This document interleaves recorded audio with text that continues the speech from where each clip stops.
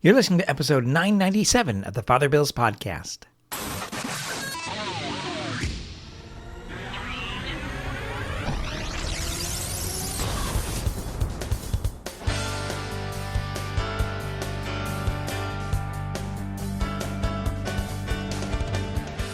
Welcome back. In this week's episode, Deacon Brett Edmonson is our preacher for the homily, and it is entitled Christ and the Poor, given on the 28th Sunday in Ordinary Time, 2025.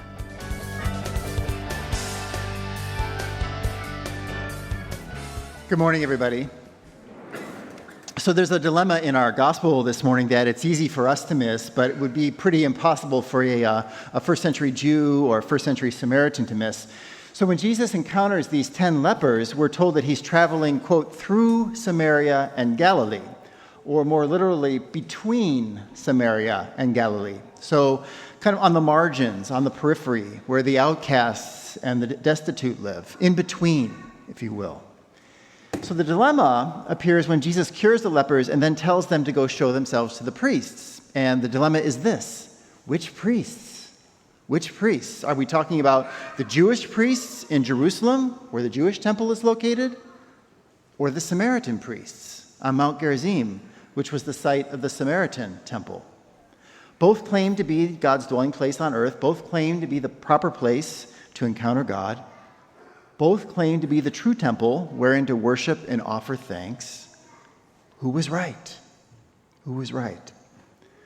Well, presumably, 9 of the 10 resolved the difficulty by doing what most of us would do, just going with what they knew, right? What was comfortable and familiar. So the Jewish lepers went off to Jerusalem and the Samaritan lepers off to Mount Gerizim. Except for one. Except for that one man who realizes that something extraordinary has just happened and that it has huge implications. So this man realizes that God has just done something new, that going forward, God has chosen to dwell not first and foremost in a building, but in a human person, Jesus of Nazareth. That it's at the feet of Jesus that we now find holy ground. That Jesus is now the true temple and the true priest through whom we worship. And that now, if we want to walk with God, then we have to walk where Jesus walks, on the margins, on the periphery, in between, where the poor are. You know, it's pretty common for us to talk about growing in our personal relationship with the Lord, and that's important, even crucial. At the end of the day, the very heart of our faith is not so much a set of rules or rituals or doctrines, it's a person, Jesus Christ. So it's pretty important that we pay attention to that relationship. But here's the difficulty.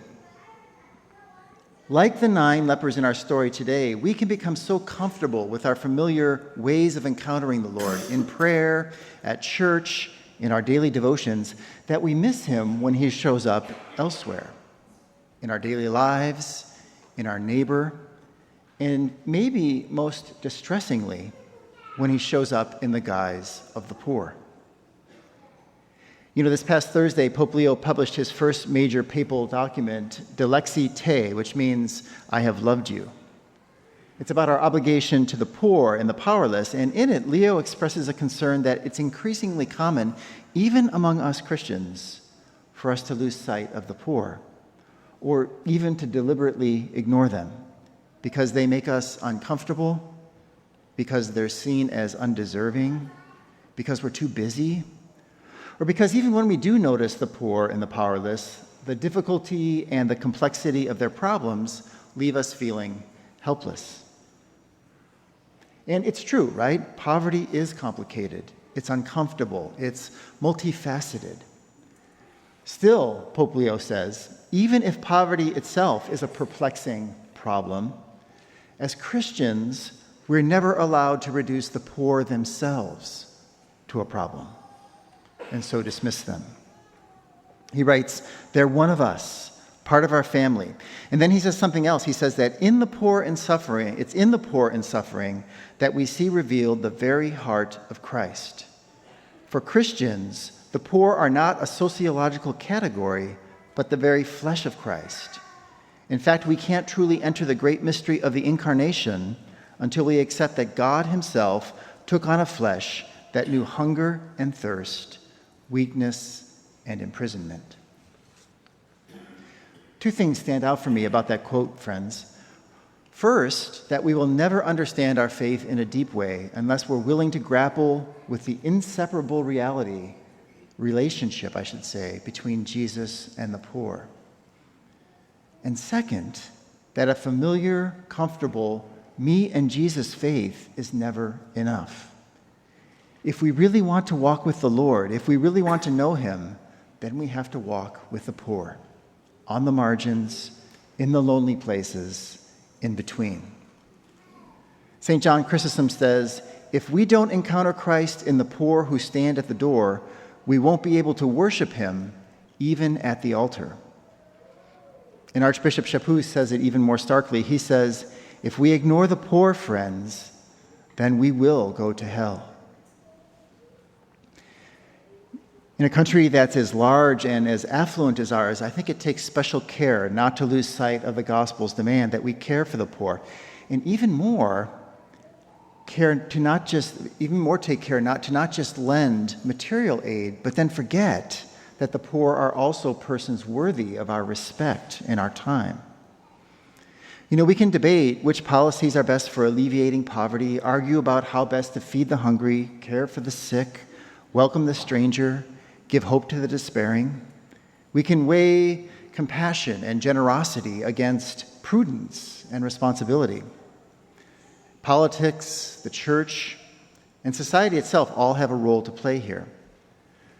But those can never take the place of our ability to see the face of the actual persons that God places in our path every day.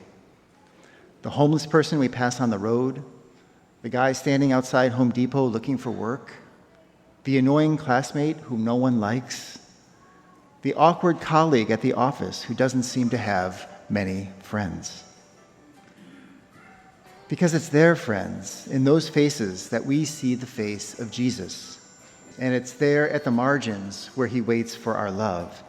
And it's there, in their company, in the in-between places, that he invites our worship.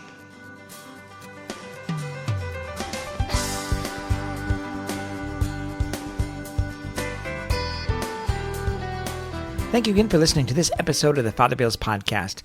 And thank you, Deacon Brett Edmonson, for the homily, as well as all of you for listening. If you have any questions or comments, I encourage you just to go to my website, fatherbill.org, FRBILL.org.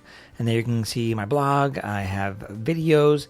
I have a page for liturgy and photos and other things. So check it out, fatherbill.org. In the meantime, may God bless you and have a great week. Bye-bye.